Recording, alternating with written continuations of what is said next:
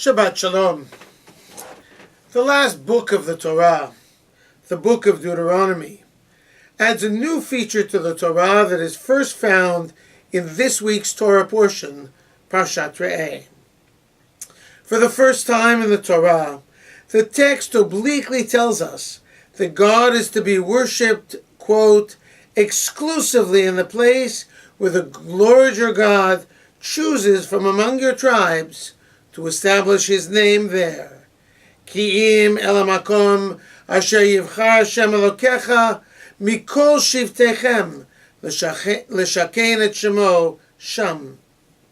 Worship in the biblical period was, to be sure, sacrificial worship.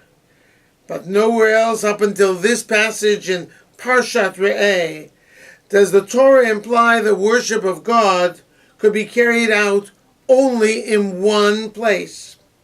Indeed, as we read through the historical record of ancient Israel in the Book of Kings, local shrines and altars appeared to be legitimate until late in the 7th century before the Common Era. No Israelite prophet ever railed against local shrines. Rather, the biblical prophets were primarily concerned with the exclusive worship of the one God. Their entire tribe was against the worship of foreign gods, local gods, such as Baal, alongside the worship of our God. Only during the reign of one of the last kings of Israel, King Josiah, do we first hear that a new scroll was found in the temple in Jerusalem by the high priest Hilkiah. The prescription of that scroll appears to be the centralizing of worship exclusively in Jerusalem, by shutting down all the local shrines, by forcing all the local priests to work exclusively in the Jerusalem temple.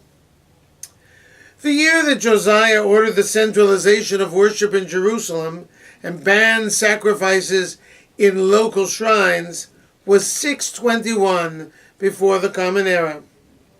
Since the 18th century, biblical scholars have identified the scroll of the Torah discovered by the priest Hilkiah as the book of Deuteronomy.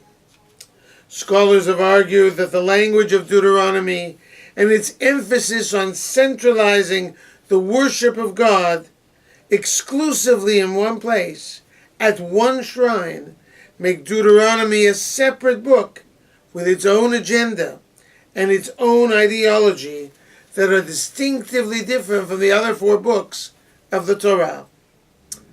Isolating the book of Deuteronomy by recognizing its unique language and ideology became one of the fundamental building blocks of the hypothesis that the Torah was not given all at once at Mount Sinai and during the 40-year sojourn of the Israelites in the wilderness. This hypothesis, called the documentary hypothesis, suggests that the Torah is an edited document composed of fragments and chunks of at least 4 other separate documents. Most of the book of Deuteronomy is one of those documents, perhaps the document least tampered with and most preserved in its original form. For many years, Jewish scholars, especially religious Jewish scholars, rejected the documentary hypothesis outright, since it made the Torah more a product of human intellect than a divine, God-given document. That rejection continues to hold true in much of the Orthodox intellectual world. Consider, for example, the Art Scroll or Hertz editions of the Torah as prime examples of the denial, if not outright rejection, of the possibility that every word of the Torah was dictated to Moses at Mount Sinai by God.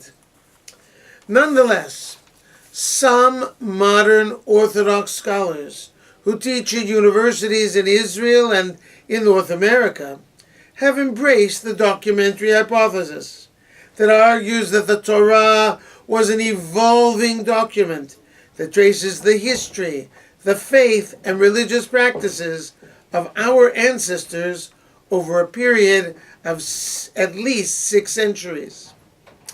That does not diminish the religious authority of the Torah one iota. For modern Jewry is a product of how rabbinic Jewry read and understood the Torah once it reached its current form.